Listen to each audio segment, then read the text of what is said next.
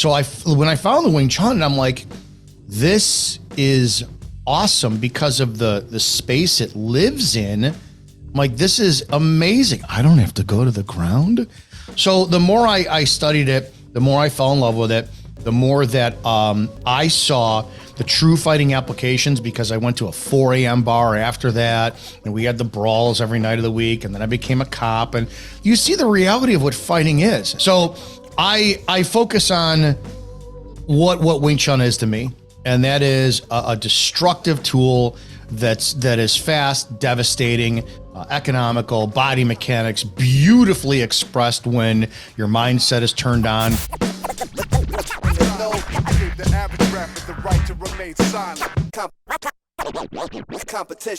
Welcome back to FURYCAST. Today on the show, I have, hailing from the great city of Chicago, I have on the show today Mr. Dominick Izzo. Should I call you Sifu, Dominic? Call me whatever you want, Dominic, is just fine.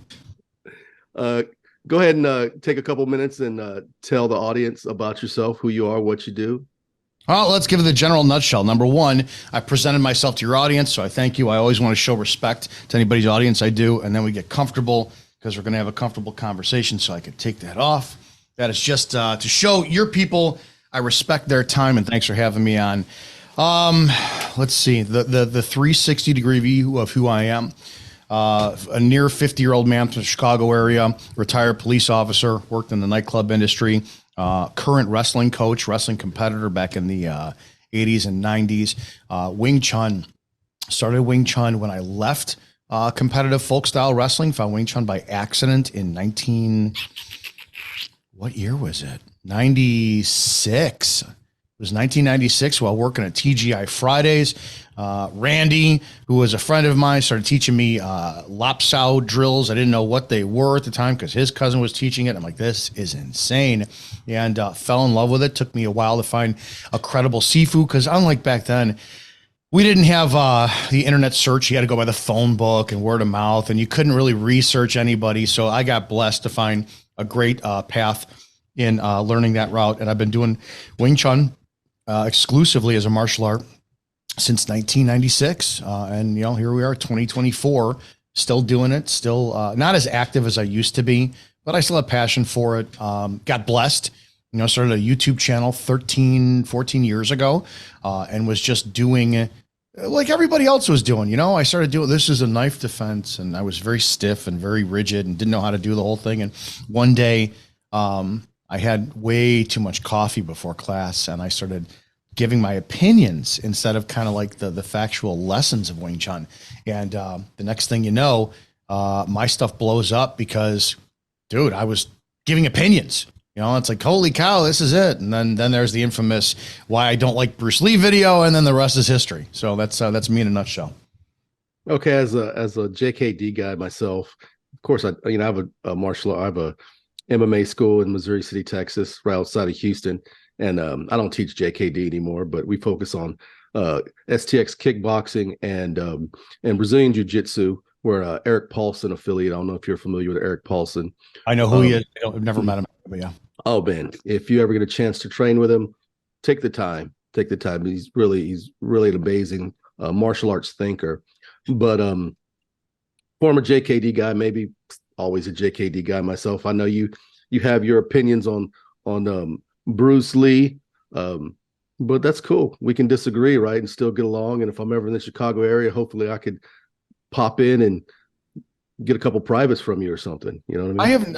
I'm one of the very few guys who, over the years, I think I'm one of the few Wing Chun guys who's ever publicly shown my training with JKD guys. I've had more Jeet Kune Do guys come in throughout the year.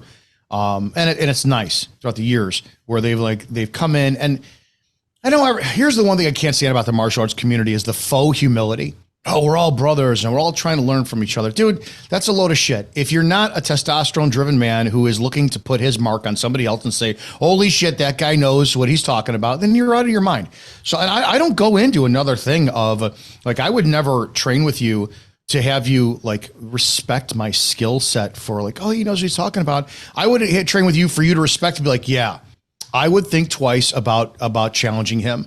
And it's not to me, it's the dominant alpha way. I don't care if it's based off of short man's insecurity or shit. It's just what we do in martial arts. And I think that we've become way too focused on the arts and less on the martial. The thing about Bruce Lee is he was just as opinionated as everybody else. Oh yeah. He could back it up. And I have no problem with Bruce Lee. What I have a problem with is the dogma and the elevation to Christ-like status over things that are just untrue, the massive assignment to all of his stuff that he borrowed just like we all do from everybody else, and all the way to the Nokia ping pong video that people think was real. So it's like, that's I'm about facts. Oh, wait. He was hitting those ping pong with nunchucks, bro. Okay. All right, sure. The amount of people who believe that is insane. Yeah. Yeah, it is funny because I have had people come to me and say that too, and I don't know what to say. I'm just kind of like, surely you know that's animation, right? Like, but anyway, diverting a little bit. Tell us a little bit about your journey. You kind of gave us the beat points. Could you go a little more in depth? How you were working? You said you were working at TGI Fridays, and I kind of had a similar experience where my brother's 5 years older than me, and he did a little jujitsu and whatnot, and showed me a couple things in the backyard one day. And then a week later, I actually had to use it, and it worked. So that's what it was. Like I hate this because the older version of me, it's like I love to fight. That's the mentality, but I don't want to fight. I just got done with a wrestling practice last night. We're in preseason, so we do once a week, right? And yeah, I'm doing takedowns with 17-year-olds that I outweigh by at least 60 pounds. And it hurts because they're younger, they're faster, they're denser muscle and bone. I'm like, man, this is, and it's, so I don't like the physical side of it, but the mental side of me is like, oh yeah, let's go, dude. Let's go. So when I found Hit by Wing Chun, what I had wanted was right around that time, I wanted a martial art, and the Best of the Best series was really released on like VHS, and Best of the Best 2 came out, and they're great movie. Dude, I got the guy who played Tommy Lee. I can't remember his name. Is it? Yeah. What is Tommy Lee is Philip Ree. Yeah, Philip Ree. He actually liked one of my. That's awesome. So I screenshot that, put it up all over YouTube. I'm like, yeah, but dude, that was Best of the Best 2 was like the kick point, and then we had the Jeff Speakman, like Perfect Weapon, and dude, Jeff Speakman lived 2 towns over from me. This is awesome. So back then, because I was all about lifting weights and a shorter guy and come from wrestling background, kicking wasn't my thing. So when I saw Jeff Speakman and the Perfect Weapon, I'm like, this is it. Again, based on research, I couldn't find a Kempo school. Boxing was out of the question because I always considered myself way too short, and I had T-Rex arms. I'm not going to be able to throw a jab out there. So when I found the Wing Chun, I'm like, this is awesome because of the space it lives in. I'm like, this is amazing. I don't have to go to the ground. So the more I studied it, the more I fell in love with it, the more that I saw the true fighting applications, because I went to a 4 a.m. bar after that, and we had the brawls every night of the week, and then I became a cop, and you see the reality of what fighting is. And then there were the years of theory. Like, thanks to the YouTube generation and the Facebook generation, everything is a theory. And then MMA comes around, and it's even more theory, but with an application. So I'm in a position now where I love and hate both the Wing Chun community and martial arts. I'm really not involved with too many discussions on it. Every time I get sucked into a forum, I kind of disappear after like just going, everyone's an idiot because they say the same shit every year. Oh, Mike Tyson versus Bruce Lee, who would win? Well, Bruce Lee. So I focus on what Wing Chun is to me, and that is a destructive tool that is fast, devastating, economical, body mechanics, beautiful beautifully expressed when your mindset is turned on for what the sloppiness and the brutality of a real fight is. Get in, get dirty. Hopefully you survive, and never, ever, ever count on the fact that your 12 step pak sao, fan sao continuation of a strike is really going to end somebody. Because as you see all the time on YouTube videos, people will take 10, 12, 15 hits. They're still standing. So I love the expression of violence that is kind of allowed, artistic, expressive in Wing Chun. And at the same time, too, I hate it because it's been just watered down, bastardized, theorized to death. And here we are in a shit community that's thriving off politics. It kind of reminds me of the JKD community, which is probably one of the huge reasons I really appreciate my time in JKD, and I came from the Paul Vunak lineage, the rapid assault tactics, very violent, very aggressive, what you guys would call a chain punch, we'd call a straight blast. It'd be done on a sprint, not so much the way you'd see in the Ip Man movies, where a guy's just standing there letting him hit him 27 times. It looks cool. I'm a filmmaker. That's my movie right there, Lion Killer. Wow. Yeah, man, if you haven't seen it, it's available on Amazon Prime, Tubi, Freevee, a bunch of other places. There's a full Spanish dub if you speak Spanish, but so I'm a filmmaker. I love the cinematic aspect of pretty much all Wing Chun movies. Wing Chun, and this isn't a diss in any way, much like Taekwondo, it's almost made for the camera. It's just beautiful on camera. But the way we did and the reason I'm interested in speaking with you and interested in, at this point in my martial arts journey, jumping more into, I don't know if you'd call it traditional Wing Chun or just Wing Chun, I guess. Yeah, William Chung won't let you do it. He copyrighted it, but go ahead. Oh, that's right. Yeah, I heard about that. Well, Vunak is one of the few guys who actually he is, and I have the pleasure of knowing Mike Van Beek. Who's just another one. And you always see so many of us who we look like our Sifus, right? And that was something I always tried to stay away from. It's like my movements when I was under, Danny Halligan, my first Sifu, I looked just like Danny. Then it was under Phil Derrick, looked just like Phil. And then under Syed, I'm like, I don't want to look like these guys. I want to look like myself. And if you look at early Mike Van Beek, he looks and moves just like Paul. But what Paul did was he actually accomplished the theories of Wing Chun better than most Wing Chun people. And I said this publicly. If you have ever seen, and I'm sure you have, the Paul Vunak videos of where he'll do an entry, and I don't care what the entry is, you go from wrist to wrist, and his movements are chaotic, which is he'll go high, he'll go low, he'll transition knee, then into headbutt. Yeah. That's the rat style. That's what I do. Yeah. That is that is the best display or conceptual, the grasped concept of what we call in Wing Chun fan sao, or some people call fan da. It means continuation of strike. Mm-hmm. No one teaches that. In the chain punch in Wing Chun, yeah, the JKD guys, you guys kind of took that and turned it into a straight blast. Chain punch was never meant to be a Donnie Yen, a chain punch shit, because literally you stand there, you're firing punches on a straight plane and you just fucking step offline. Mm-hmm. The concept is one hand goes forward, one hand comes back, and they reload, and you should be coming back with something in your hand. Vunak is the only one who understood. Like, let me give this example. I call that airport style. One punch lands, the other one takes off. And here's where it's wrong and this is where the Wing Chun community doesn't get it.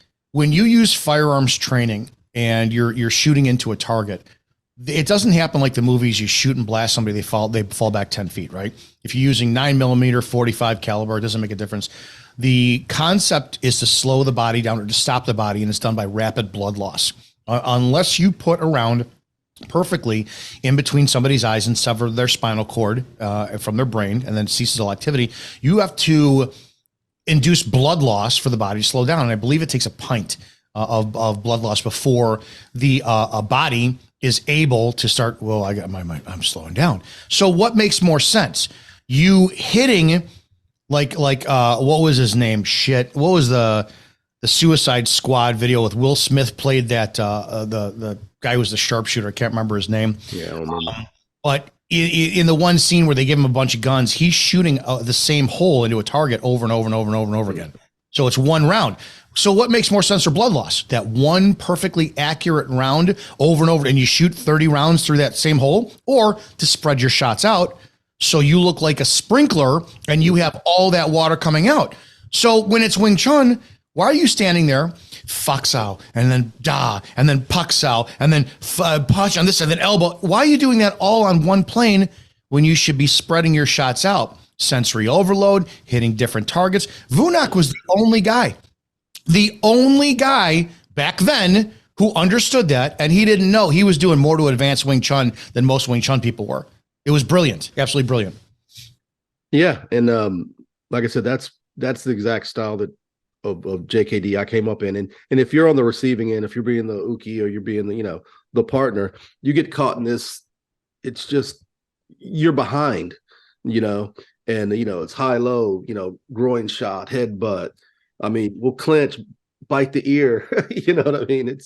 It's violent. It's violent. So, but I've transitioned into focusing on SCX kickboxing and, of course, Brazilian Jiu-Jitsu. I know you're not interested in going on the ground much. You never get on the ground much anymore? Oh, wrestling's enough for me. Wrestling will always be my bigger love between the two. I do Wing Chun more than I wrestle. And God forbid I ever get in a fight. It's like the transition is and I can't explain this because people always go, well, see that. So there's no grappling in Wing Chun. Oh, there is. It's all over the place. It's in the forms and all this. I just don't want to go to the ground. I love the mentality of wrestling, and why I think that wrestling is a superior character builder is, dude, you're not being choked out in wrestling. You're being put on your back like a fucking dog. And that's a position of submission by another person who's your height, your weight, not your height. And man, if you ever want to talk about, like, I've been choked out and it's great. I had Alex Embry, a black belt, choke me out to see how that went. And it's humbling. It's like, damn. But to be put on your back in a forced submission position, it's one of the most embarrassing things you ever experience. It's humbling. And definitely want to go, I don't ever want to do this again. So that's why I think that character building wise, wrestling, there's nothing more character building than getting put on your back in front of a crowd of people, your friends, your family who are watching, and total strangers. And you're like, how the hell did I end up here? How do I get out of this? It's like being pinned down like a dog, and it helps you grow massively. So I just love wrestling better. That's all. And so never getting on the ground, never do a little private with a little jiu-jitsu guy, a little something. Here's the deal is my personality. I don't want to change. It's not that I can't change. I don't want to change. It seems that jiu-jitsu has a passionate, beautiful flow to it. I don't fucking want that. That's not my personality. Yeah. I am full of angst and energy and anger, and I'm pissed off at the world most of the time. I love the brutality that is offered in wrestling. Then again, you go, I don't care how young they are. And when I go coach, you get 16, 17-year-old kids, they're trying to kill me.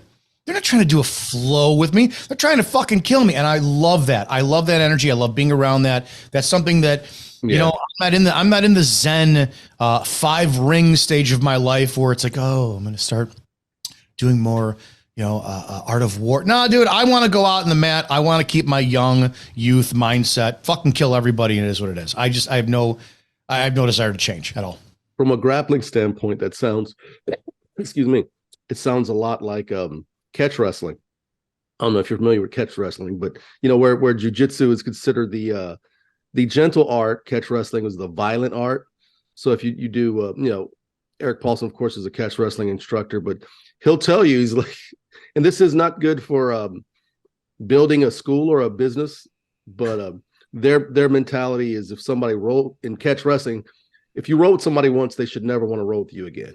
It's like you inflict so much pain and angst and hardship on them, emotionally, spiritually, physically. They'll never want to roll with you again. But it sounds to me like you're a Wing Chun man through and through, huh? Yeah, they live together. That mentality lives in Wing Chun. And to be honest, that's how you get your true, pure students, and you advance. I have a plug. I'm Sifu Justin Ock. He's out of Florida, right? Oh, Lakeland, Florida. Amazing, amazing man. Phenomenal. We're Kung Fu cousins because we're in the same lineage. And he told me, so this was 15 years ago. He was one of the few guys who reached out to me in the community, never tried to recruit me for his camp. He was just always seeing if he could do anything for me. There's so many times that I could have sat there and he could have asked me, hey, can I be on one of your videos? Never did, right? Never. Just a great damn guy because he could back up everything he says. And so I used to go to him for counsel, be like, man, I got 3 guys walking in my gym the other day and they're like, they want to test me. And I used to turn people away, be like, no, I try to take the humble path. No, I don't. I'm sorry. We don't do that. And he goes, you're an idiot. I go, what do you mean? He goes, every one of my top elite students, the ones who stay, the ones who put in the work, who train on their own when you don't have to ask them to, they're the ones that came with an attitude. They left with a cracked rib, a split lip, a broken nose. He said, no one wants to learn from somebody they think they're better than. And I went, holy shit, that's like me with negative reinforcement. I'm not a positive reinforcement guy. If I'm going to go lose weight, I need somebody to tell me, dude, you're a fat piece of shit. I have no respect for you. Okay, now I'm going to go and gain your respect. I'm going to go work out harder, all this stuff, lose this weight, change my diet. It was the same thing with martial arts. Well, yeah, I always thought there was something wrong with me because you wanted to be just cracked around, slapped around because it's like, damn, that's a skill I want. And then the last time I checked, I love it. Well, we have a bad problem in Wing Chun. It's called guarding the rice bowl, to where as long as you're paying me tuition, I'm going to feed you the rice you need, instead of helping you learn how to cook it. Because the theory is if you learn how to cook your rice, you're not going to need it anymore, need me anymore, right? So you're not going to pay me money. Well, if I make my students better than me or try to be better than me or try to chase me, doesn't that mean my skill set has to improve? It has to come up. Training people. 100%. So I never understood that. That's why I don't have a massive school. I don't teach publicly anymore. I do a few privates here and there, but I don't, because we don't have today that type of student who's like, all right, I just got the shit beat out of me. I want more. Yeah, no, I actually had a new student come in and he had some training in like a black belt in another form of martial arts. And I don't know, I took it to him, partially because it's his first day and I'm going to run you through it. You know what I mean? And if you come back, you come back. But, there's a saying where coaches used to say your last easy day was yesterday, so you're going to come here, you're going to get, this is going to be a trial by fire, so to speak. But so I was under the impression you still were operating a school, or you're no longer operating a Wing Chun school in Chicago? No, physical one we closed it down years ago when I focused on running for Cook County Sheriff. I went to go reopen, but to be honest, I'm at a stage, and I've said this in the last couple of interviews, I don't have a passion to publicly teach right now. And I think that's because we have a shitty quality of person. I think, and I'm generalizing. From my experience lately, most students, they come to class to show you what they know, not to what they want to hear. The harder you teach them, the more that they just, whatever. And I don't think we have a lot of dedicated people who they want to mix and match. I don't want that. I'm very proud to say I have spent from 12 years old to 49 wrestling. And from 21 years old to 49 Wing Chun. I haven't added anything else in. Yeah, I did a few smokers, some boxing tournaments. I did 3. But I wasn't a boxer. I did Wing Chun in the boxing ring. So I didn't want to be that person who took, I've done 5 years of this, 4 years of that, a year of this. I wanted to be this. This is what I do, period. Because the way I look at it too, God forbid, or God bless too, I haven't been in a fight in years. Yeah, God bless. 90% of us, or if not higher, will never use our martial art in real life. It won't happen. But we're all acting like as if we're going to, or even worse, the forums. I'm going to come to your school and sign a waiver. No, you're not, dude. It's never going to fucking happen. So I don't teach publicly anymore because you have, it sounds real shitty. You have a handful of people who are willing to put in the time and the effort, and it's not worth my time anymore. Yeah. I'm as a gym owner myself, I'm trying to figure out, I agree. And I'm trying to figure out if that's was made worse by COVID. If coming off post COVID, people are a little different. I will say that there are a bunch of mega gyms in my area. I mean, here in Houston, jiu-jitsu, I mean, 300-400 students. There's probably 10, 15 gyms that have accomplished that. My gym isn't anywhere near that. I'd like to know how they did it, but it's very frustrating at times because it seems though like, you and I think are very similar in age. I'm 49 years old, and you said you're almost 50. We came up in a time. I came up in a time where getting in a fight was fairly common. I mean, even at school, I mean, you start dating some girl, her ex-boyfriend's mad. I would tell people, I tell my students, how in my generation, how you were in a fight, you got punched in the face. And what happens? And tell everybody for your audience what happens when we got in fights back then. What was the aftermath? What do you mean as far as from school, teachers? Or you and I hate each other, and then we become best friends. Yep, every single time. I tell my parents that I've had I actually had a student who's still with me. Then another student came, and they both were telling the story. They both started because they were getting bullied. Well, they were the two that were fighting. These two kids. This was their elementary school kids, and the issue wasn't with the parents because as soon as the one kid came in, the other kid goes, "Hey, that's this is the kid." The parents are like convinced these kids are like scared of each other, right? The kids were excited to see each other. I had to talk to the parents, the mothers, and say, look, this was very common in my generation to get in a fist fight, or you would meet two guys.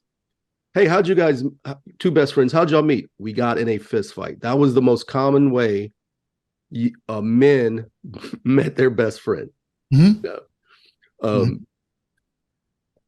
I don't know if any of the kids today, and I do have a probably larger kids class than adult class, but I don't think kids have that same childhood. Kids aren't playing outside. They're not fighting. They're not getting into fights. I'm having an issue with kids. I've kind of snuffed it out, but it's taken me 2 years where kids would see a bug on the mat, boys, and freak out. I just said this before I got involved with coaching. I went because I was out of the picture for a long time, and then find out that my cousin's kids are wrestling, 10 years old and 6 years old. I'm like, are you kidding me? I want to go watch. So I go watch. I went to a couple tournaments, and the bug obviously instantly bit. And I'm watching. I was blown away with the amount of boys who would either during the match where they're losing or afterwards would be crying. And now I understand that, but at a different level. When it was the high school level and you're losing weight and you're going through hormone changes, I lost a match that I knew to God I did not lose, and I could not control my emotions, and I had to run into the bathroom, and I was I'm like, okay, why was I so upset? And I'm like, no, it was post Thanksgiving. You were on a strict diet. You're 17. Your hormones are all over. You knew you weren't right. So, but then I'm looking. These kids aren't going through that. So, and I had a conversation with the coach that I work under. I'm like, you want me here? I have to know that I can. Can we call a parent meeting to make sure that they know when I look at their kids and be like, no, shut the hell up and go do what I told you to do, that it's okay. So it's a generational thing. And it's a damn shame. And that's where we're at today. So you don't have those kids who have that. And I blame moms. I'm not married. I blame mothers for not letting the fathers be men and tell their kids, rub some dirt in it. I blame schools for not understanding the importance of conflict resolution in a physical way. And that even goes into culture too. And I don't want to go that direction, but every culture, doesn't matter if it's Hispanic, black or white, they all deal with conflict resolution a different way. You mix them together. Now you're going to have, holy shit, we're going to fight? I didn't know we could fight. It's just unbelievably blown away how dumbed down the male species is with their expectations to actually say, hey, physical violence is a part of who you are. It's okay. Express it. But aggression is a part of who you are. Yeah. Very, very important. Important for you to learn to harness that. And that's part of becoming a good man. I was going to say something. I totally forgot. There was more to that point, But yeah, so I believe the kids today are having a completely different childhood. And um, I remember what I was going to say. So I've had, I don't know, maybe I'm just getting old. Like I said, I'm turning 50, but dealing with the kids, and, parents are sitting there, and I just started raising my voice to them. And then I just said in front of the parents, I said, I think some of you kids just need someone screaming at you. Mm-hmm. And then you hear like 10 parents on the side go, yep, that's what they need. They're like for it. Yeah, but they don't follow They're through. not willing to do it at the No, they're house not. they want to pay, which makes me think I'm charging too much, because if I'm providing a premium service, you should pay more. It'll go all the way to the home too, as well. As a cop, I would respond to domestics where you get 911, two females in the home screaming like crazy. So you'd show up on scene. There'd be 2-3 of us. What's going on? My daughter, 14-year-old kid, just told me to go fuck myself. And that's what she called the police for? Exactly. Like, what do you want us to do? We want you to talk to her. No, you let it get this far. You thought that timeouts and rationalizing with a toddler and all this stuff would create an adult that could say, you created an equal. I grew up in the 70s. I was born in 75. My mother operated heavy fucking handed. She was Italian. We got the shit beat out of us. Classical conditioning. And every time I comment about something like that on social media, you get all these people, oh my God, that's so cruel. You were abused. Thank God I was. Thank God I was hit in the face, slapped upside the head, wooden spoon broken over whatever body part. Mm-hmm. It's like that kept me respectful of authority and in line. Yeah. So, well, I remember when the neighbors could whip you. If the neighbors saw you, they would just tell your parents, I had to whip him. He was over there doing such and such. Takes a village. But yeah, there is, and this is what I've been dealing with my kids a lot. It's the point you're making is the line between adult and child has been erased. Yeah. And I'm constantly working with them with that I'm not one of your friends. I'm your sensei, I'm your Sifu, I'm your coach, I'm whatever. But coming at me and going, bruh, and all this stuff does not happen. I wonder if that does more benefit to you. And this is what I've always thought. I respect, even at the age of, 49, I respect strong-willed men. And I find myself like my father. My father's my best friend. He's 75 years old. He'd be 75. And there are times he's weaker than me. He doesn't work out, and he's 6 foot and I'm 5'7". We ever came blows, it would be me. But there are times when that man still puts his foot down that I turn into an 8-year-old kid. Yeah. And it's like, and I'm like, damn, how does this happen? And that I have always respected men who could do that, men who put in a position of leadership where you're like, oh, I don't know why this innate need, it's like a compulsory need to fall in line and be part of an organization. I've always said, I don't ever like being number one. I like being a number two. And when men are like that, I'm like, damn, I feel this is like a pack mentality. I know where my place is.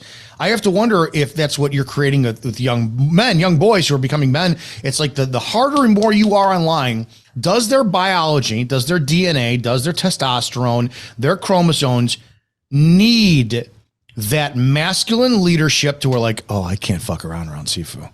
Oh, I can't do this. And they're looking, it's almost like how women shit test men. It's like this is how boys shit test their coaches or their Sifus, because they need that. All right, I'm going to respect you now. You see that in the dog world all the time, or the wolf pack mentality. You get one challenges, he fucking gets bit or barked down, he goes right back in line. And a good tight pack is a happy group of dogs and wolves. Kind of funny because I did something super childish with one of my senior kid students. I just got a staring competition with him. This was about 2 weeks ago. And he was just doing this thing where he's like zoned out. So I just looked at him, and then he realized, okay, we're in a competition. And parents are over there, and parents will start laughing. They think I'm joking. I'm like, no, I'm going to stare this kid down until he blinks or scratches. Of course, he had to scratch his body. I'm like, but we were there for about 3 minutes, middle of class. I'm like, no, I'm going to break you down with this staring competition real quick. Super childish, but I had fun doing it. And I do think those things are important with children, because I do believe, like I said, the lines, I don't even know that for this generation, they're not even erased. They're never there. I hear parents say, oh, my son is my best friend. I can see that if you're 60 and he's 43, but if you're 37 and he's 6, he's not your best friend. You don't need a 6-year-old best friend. You know, he definitely doesn't need a 37-year-old best friend. He needs an authority figure, someone to respect, someone who he can't disappoint. That's it right there. You just said it, disappoint. I think it's why men take the military takes guys who are 18 and not 49. Because if they're recruiting me and say, hey, listen, you need to go up and run up that hill. There's a whole battalion of bad guys. You're going to go up, blow up, and detonate these charges, and we're going to. I'm going to go. No, you got drones, dude. What are you talking about? And 18-year-olds go, yes, Sarge. Yeah, I'm going to do it. I'm going to do it. It's that need to please and not disappoint. And society has taken that away from us. I'm tired of that, and I think that was something that you didn't see in class too. Again, when I had my second Sifu, Phil, and I talk about him very lovingly. We had a bad falling out. We haven't spoken shit since 2009, and we'll probably never speak again. And I love him, but he's a piece of shit. Whatever. He was 60. He was in his 60s. Excuse me. I've got a couple ex instructors I feel the same way about. Love them, but yeah. If you die tomorrow, I'm not going to your funeral. You fucked me over. He was in his 60s, and I was a cop in my 30s learning from him. But anytime he showed me something, I couldn't wait to apply it when we had like free training or chi sao, because I just wanted to hear him go, that's it. That's it. It's like, I wanted that praise. And I would go, why the fuck is a 30-something-year-old man who's a police officer, am I looking for the praise of a 60-year-old something who is like just a guy? Because I needed that. And society has taken that away. They say, well, you shouldn't need the praise of somebody else.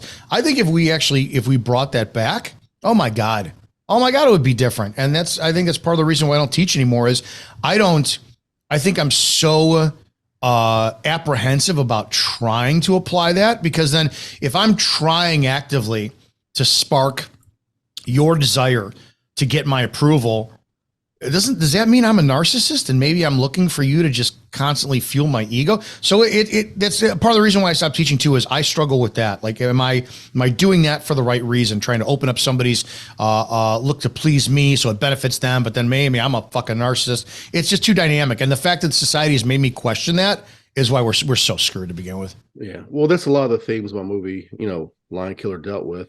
But there's also excuse me for all the coughing. Like I told you earlier before we were recording, I'm getting over a little cold here. But I don't know if you've seen the movie Red Belt. Yeah. Well, there's the scene at the end where, I guess all is lost. He's being choked out. He realized everybody around him's let him down, and everything's a hustle and a scam. And a lot of ways, I think it's a commentary on Hollywood is what it really is. But he looks up in the stand and he sees his instructor from Brazil, which ironically was played by Dan Santo. And he looks at him, and then he does the move that saves the day. And I remember a friend of mine, black belt, he didn't get it. He's like, that's stupid. He just looks at Dan Santo, and I'm like, you don't understand. He saw the guy he can't let down. Mm-hmm. Yeah, that's what that's about. He saw the guy. Isn't it amazing how we went from since you're a movie guy, and I used to love movies. Well, what did we change that to? We changed that from not wanting to disappoint a father figure to all of a sudden it's always the love interest in a movie we don't want to disappoint. Yeah, that's where we went wrong. That's where we lost. I agree. His leadership. Now, we could go super political with this, but do you feel that there's a systematic, the way men have kind of been removed and maybe replaced with love interest or in society, there's a big push to, hey, give women the opportunity. Maybe they've been, haven't had historically. Do you think that in some way has had adverse effects on this young generation? 100%. I am not misogynist. I am absolutely chauvinist and sexist. I am. I don't think women should be involved with law enforcement any way, shape, or form.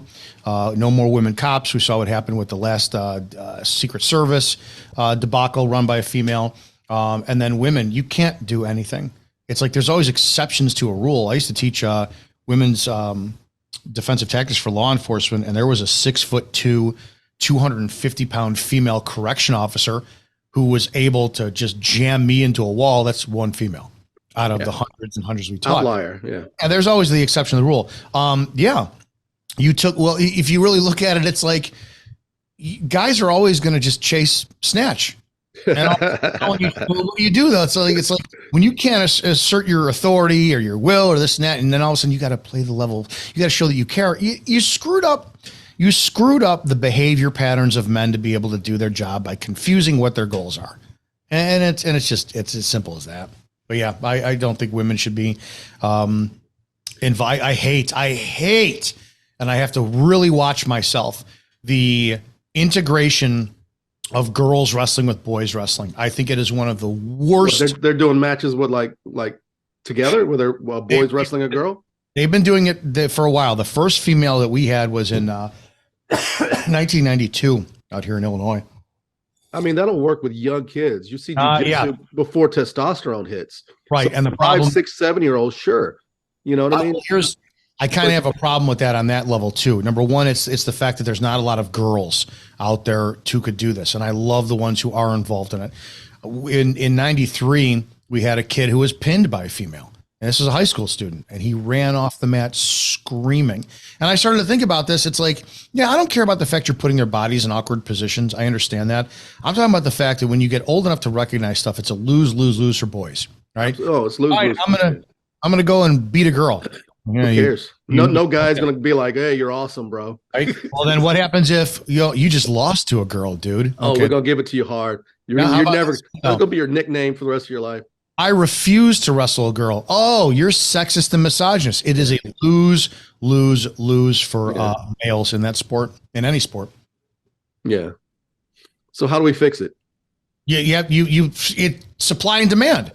I don't if there's 3,000 boys in the state of Illinois for whatever category A, AA, AAA wrestling in high school, then so be it.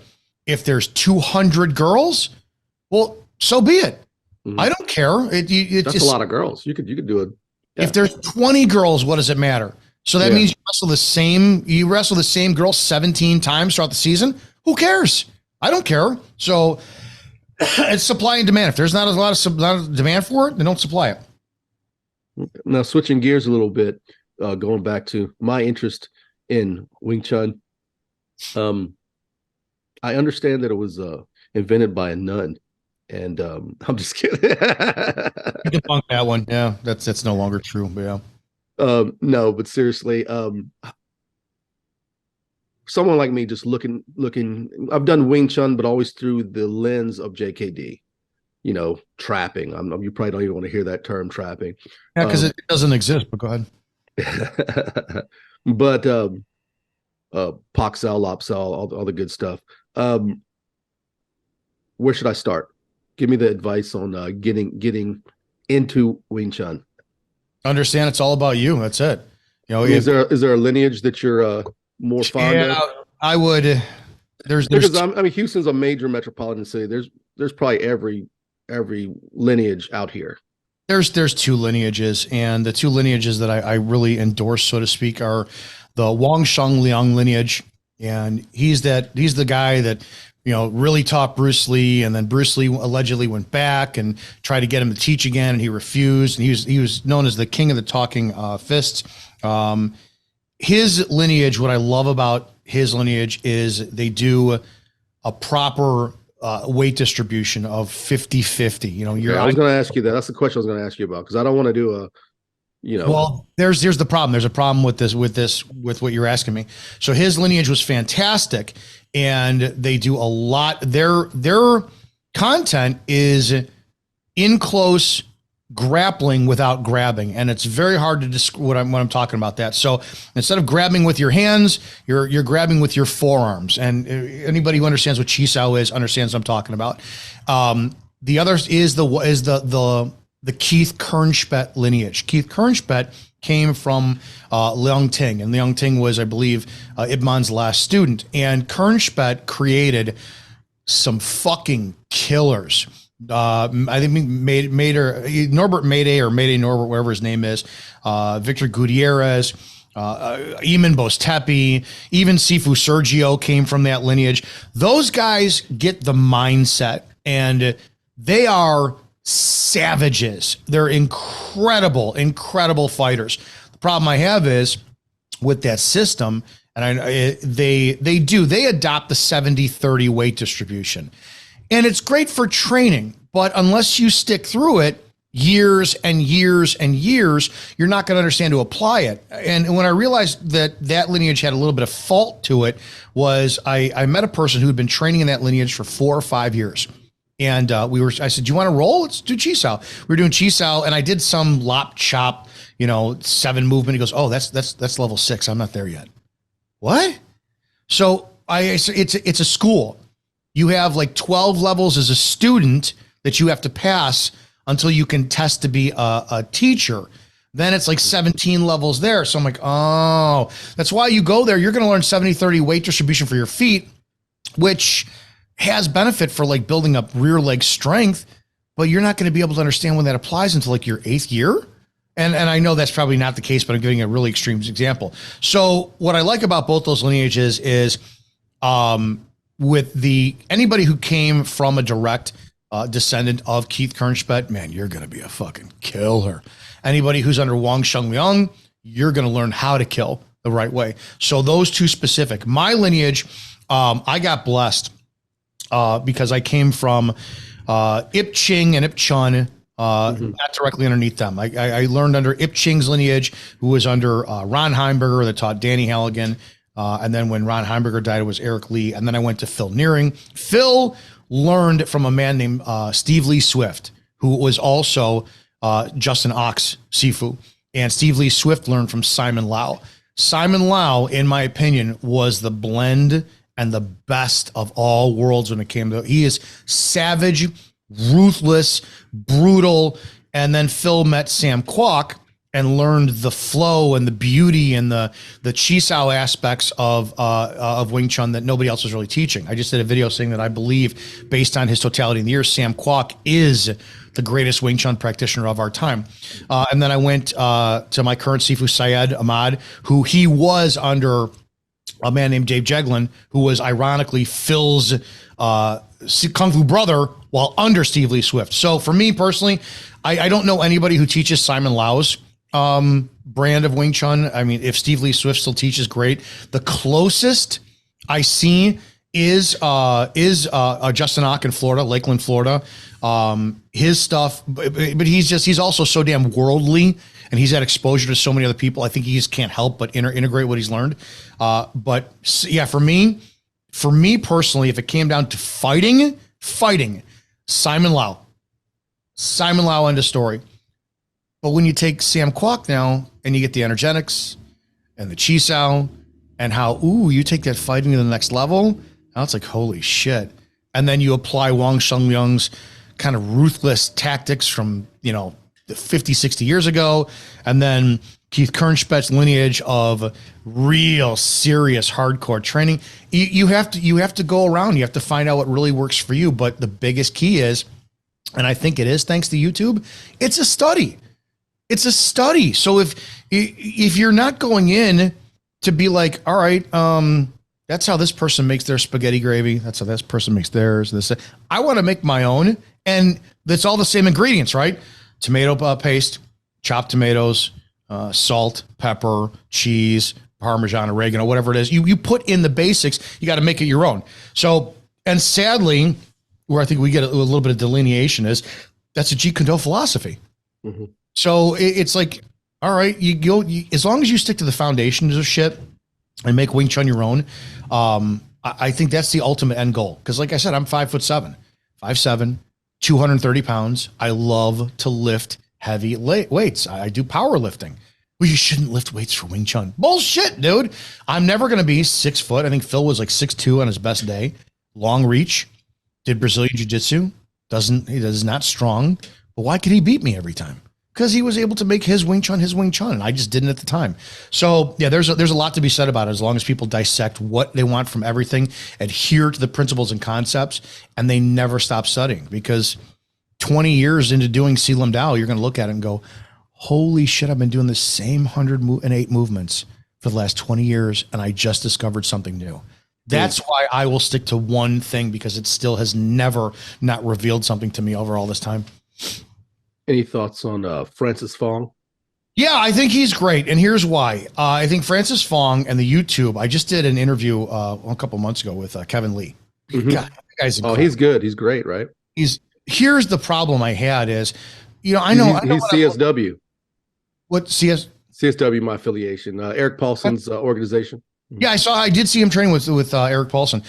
You know what to look for legitimacy. And the first time I came across a Francis Fong short or video, I was watching and they were doing, it was a short, right? 60-second video, whatever. And I saw Francis Fong doing a Pak Sao combination on Kevin. And I went, oh my God, this man knows exactly what he's doing. Not because he did a flashy, static, Pak, punch, chop, but because when he pocked and Kevin was standing in his stance, that downward Pak Sao that came into him pulled Kevin right off his fucking feet. And I went, oh my God, this man knows how to use energy, which when you train with somebody who knows how to put Pak Sao into you, you're like, dude, I can't keep my balance. It's insane. So and I actually did talk with Kevin about this on the podcast is you have people who look at a Francis Fong video and they love the rapid succession of hand movements based off of a drill. And they think that's what Wing Chun is. It's like, no, there's a lot more to it. There's movement. There is a flow to it. So based on what I've seen, if I was going to have something, like if you could never train again, like on site with somebody and you're like, man, the aliens came, they wiped out everything, but we got a catalog of YouTube videos left. I'm going to learn Wing Chun from this. I think the danger is just watching Kevin Lee or just watching Francis Fong. You're like, yeah, I think I know what I'm doing. Then you go to try to apply those hand movements because you did them 50 million times. You're gonna get your ass kicked. But the sad thing, if you touched hands, if you actually trained with Francis Fong, you'd be like, oh, fuck, is this dangerous? So that's the problem. That's the beauty and the danger of YouTube. I think too many people just limit themselves to watching videos and never training. Now, your journey in Wing Chun, like I said, you want to focus on one thing. What if you could boil it all down into a very succinct lesson you've learned? What has Wing Chun taught you over these years? Man, I'm all I need. End of story. That shit. What has Wing Chun has taught me? It's life, dude, man. There's been more life lessons from Wing Chun all the way from like the concept of relaxation, right? And I learned this one very early on. The more tense you are when you're training in Wing Chun for Chi Sao, the less information you could feel from somebody else doing, which is why you see guys do blind Chi Sao. It's like blindfold Chi Sao. It's like, it's nothing special. It's just, man, as long as you're going forward and as long as you stay relaxed, as long as I'm touching you, as long as I have an index finger on you, there's not a damn thing you can do to me to either take me down or not get me to hit you. You can't. And I can't explain that unless you've done Chi Sao a million times. You're like, holy shit, dude. And how does that apply in life? Well, the first time I ever went to a domestic after training Wing Chun for years, it's like, I was relaxed. I was just good and this and that. And, instead of being focused on the woman who's screaming in the kitchen, my peripheral eyesight saw the guy coming out of the room. I'm like, oh, if I were tensed up, I wouldn't have seen him. And then you start going somewhere else. Man, the more tense I am, the more focused I am, the more angry I am. Why is she not calling me back? Then you're like, you relax, you mature, you use your Wing Chun. You're like, I don't give a shit if she's not calling me back. There's fucking a million other girls out there. So the principles and concepts of Wing Chun were great, and they taught me a ton of it. The aggression as well too. It did teach me that there's paths that are okay with taking. I don't want to evolve. I've said this and it's like, I'm finally okay with it after decades of just like, shouldn't I be more zenful and calm? No, I don't want to, dude. I love aggression. Call it short man's disease. Call it overdosed on testosterone. I don't care. And it lives in Wing Chun. I don't want to end up being 90-something-year-old Ip Chun who's still doing Chi Sao demonstrations for health benefits. I want get off my lawn. And I have Wing Chun to back it up if I need it. I don't know. And maybe that changes 10 years from now. I don't know. It's could be another season I'm in right now.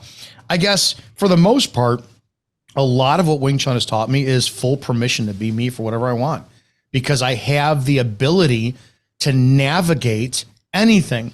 And we go back to two things that Bruce Lee did say that I will give him credit for, were being intelligent, was when he first started training Wing Chun, a punch was just a punch.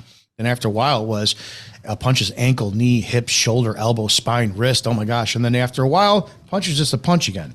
Oh, that taught me right. You're like, once you dissect something enough and you absorb it into yourself, it's just like driving. You get in your car, oh my God, hands intended to turn the turn signal, and then rear view mirror every several seconds. And then you drive for 20 years and you could drive, talk on the cell phone, eating a cheeseburger, driving with your knee. You're one with the vehicle. And then the other thing is the be like water. And I'm not a turn the other cheek kind of guy, and I'm not a just accept stuff and let it go guy, but the be like water concept applied through Chi Sao is a definitive means for Wing Chun people to understand, oh shit, there's a problem, any solution.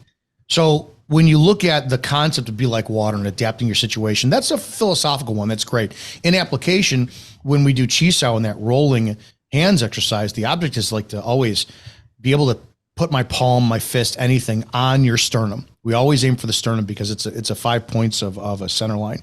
And as water is the energy you're putting down towards that sternum. And you could pak, you could lan, you could gan sao, you could bong sao, whatever.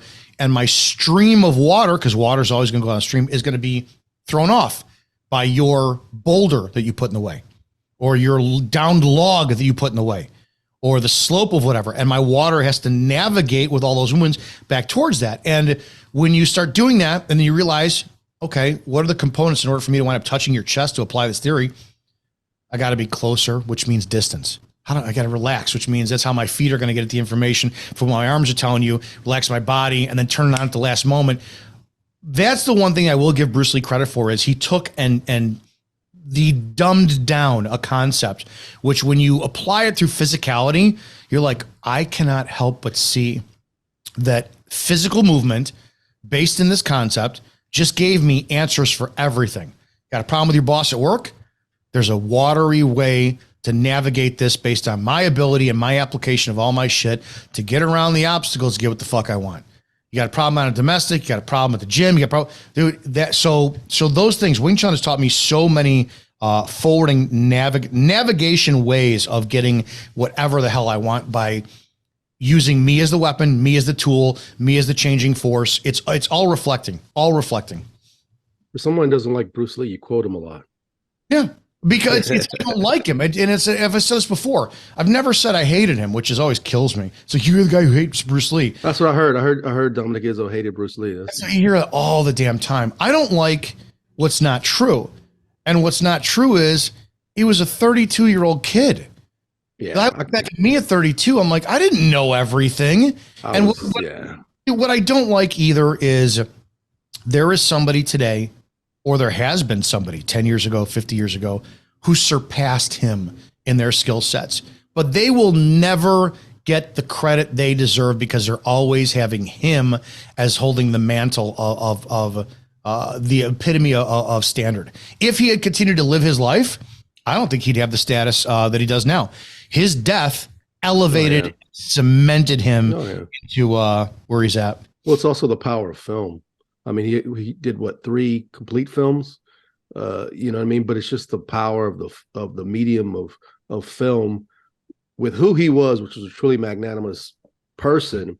But yeah, I mean, without his death, I would hate to see a 70-year-old Bruce Lee sitting at a table at Comic-Con with 3 people. Yeah, that's what it would be today. You know what I mean? Oh yeah, I knew you. It would be sad. Any anecdotes, any funny stories, anything along your martial arts journey, your training, a little funny story you'd like to share, or you're just not the comedy guy? Oh, I can't think of it. I'm trying to think of anything ever funny ever happened. No. I mean, 30 years, nothing funny's happened. No, I always took training seriously. The only time I've ever laughed was with training with Syed. And it's because I think we were close to the same age. He's a couple of years younger than me. And I remind him of this story all the time. You know, Syed Ahmad, my current Sifu, he is stoic. He's the opposite of me. He's stoic. He's calm. He's this and that. but you get that man riled fuck up, and he'll kill somebody. It's hilarious. And we're at his birthday party. It's like 10 years ago. Oh my God, longer than that.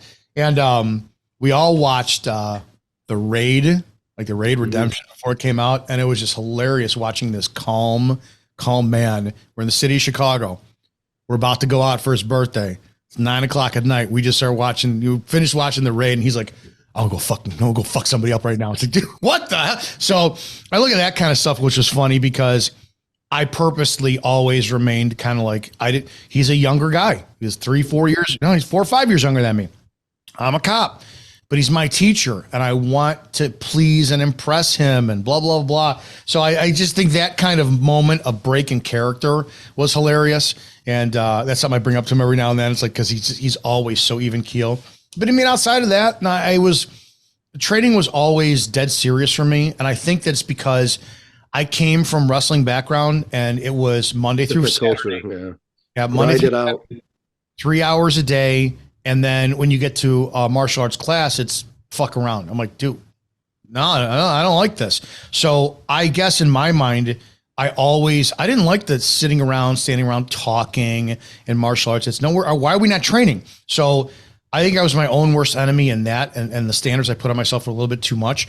But that's what I wanted. So I always took training seriously.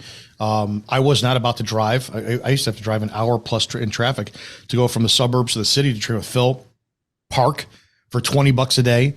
Then you spend, 2 to 3 times a week private lessons, and then 3 times a week in class. I wasn't about to take anything not seriously.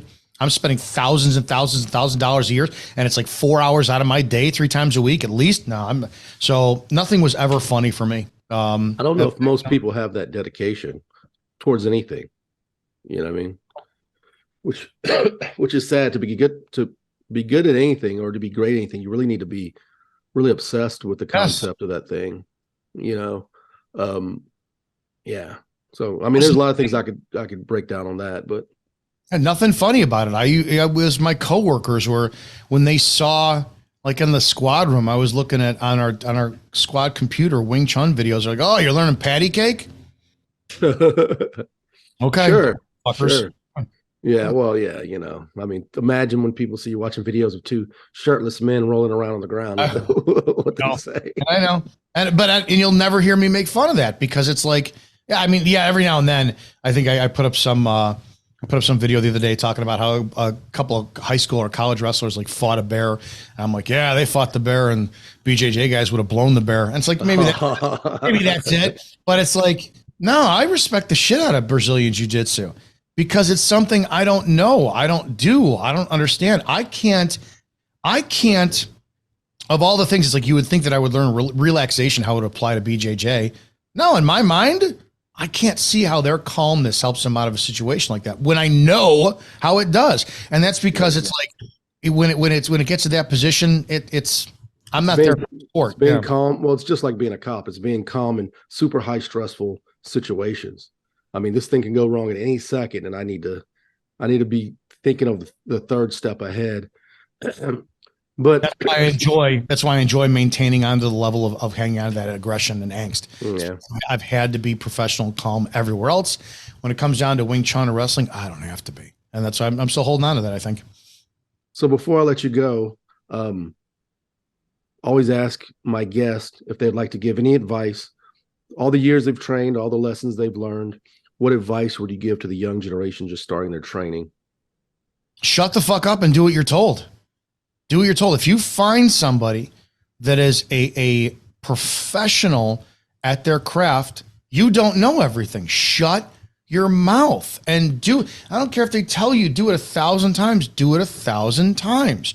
And ask yourself. All right, if you have a question, go back to the concept of, man, it's like you're an apprentice until you're not. Always ask the questions in a respectful way, but understand that, you don't need all the answers, and you need to learn your place and be happy with your place, and you'll get there when you'll get there. And, your gut and your mind will tell you when it's the right time to leave something. I've had to leave 2 other Sifus, Same here. your own, but it's like, yeah, I think that a lot of don't challenge unless you're looking to wind up improving yourself for the benefit of everyone else, and loyalty. Probably loyalty is one of my number one things ever. It doesn't matter what kind of relationship it is. Be loyal to your fucking school. Period. End of story. And don't be afraid to master something. If it takes 10 years, then you do it for 10 years. Don't bounce around from this to that because it's never going to help you out. That's it. Where can people reach you if they want to take a private? I don't know if you take on new students or whatnot, but they want to reach out to you. They want to watch your YouTube. Where can people find you? You can find me at Izzo Wing Chun on YouTube. That's Izzo WINGCHUN on YouTube. We've got about 137,000 subscribers. I've got close to 500 videos, a lot of cataloged instructional Wing Chun stuff, but I've been doing a lot of commentary and podcast interviews to really use my platform to feature some awesome guys out there. I'll have you on as a guest. Yeah, so that's that on Them's Fighting Words. I listen to the podcast. I'm a fan of Them's Fighting Words. Yeah, I need to do more. I've done, I think, only 11 or 12 episodes. I need to do more, but yeah, we just started that podcast about a year ago, and I got a ton of people who want. I actually just had Paul's people reach out to me and ask to schedule, and I haven't gotten back to them yet. That'd be good. Paul Vunak. Oh, them, dude, that'd be epic. Yeah. That'd be epic. Yeah, absolutely. Well, excuse me, but thanks again for coming on the show today, Sifu, Dominic. Hopefully one day I could train with you a little bit and maybe go to Wrigley Field or something. I don't know. Oh, God. Yeah, we'll get drunk and look at all the girls. Sure. And that's a wrap on today's show with Sifu, Dominick Izzo, all the way from Chicago, Illinois. If you're interested in catching up with Dominic, watching his YouTube, maybe training with him a little bit, his links are in the description. You can also follow my new graphic novel, The Gentleman's Guild. Yes, I'm making a graphic novel. It's called The Gentleman's Guild with artist E. Canales. You can sign up for the mailing list now. The link for that is also in the description. And don't forget to watch Lion Killer, my debut feature film. That's right, I made a movie. It's called Lion Killer. It stars Regina Ting-Chen, who's currently on season 4 of Stranger Things. You can watch it at Amazon Prime, Tubi TV, Freevee, the Roku channel. There's even a full Spanish dub on the Cine app. Once again, thanks for watching. Make sure you like this video, subscribe, comment down below, and even post this episode on your social media platforms. This is Derrick Fury. Until next time, peace.